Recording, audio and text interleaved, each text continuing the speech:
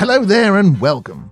Before we embark upon the joyous romp that is Carry On Jeeves, I thought I'd offer a brief word of introduction, the sort of friendly preamble one might give before handing round the sandwiches at a picnic. Now, if you're new to P.G. Wodehouse, you're about to meet one of literature's greatest duos. Bertie Wooster, a genial fellow whose natural state is mild confusion, and Jeeves, his valet. And yes, I'll be pronouncing valet with the T, in the grand tradition of Stephen Fry, who did the same in Jeeves and Wooster. Back in Wodehouse's day, the valet pronunciation was already floating about in certain circles, and yet Jeeves, being a man of impeccable standards, stood firmly, immovably, and perhaps a touch frostily in the traditional camp.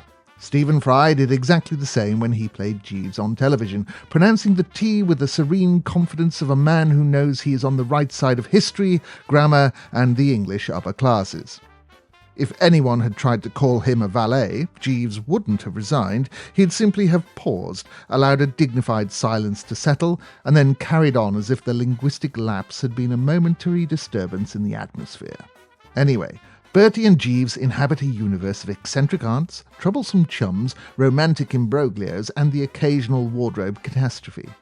Bertie supplies the enthusiasm, Jeeves supplies the brainpower, and Wodehouse supplies the sheer joy of it all.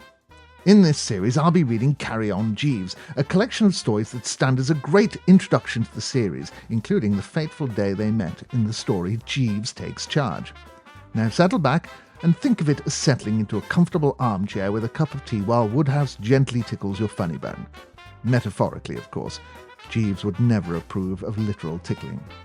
Right then, onward we go.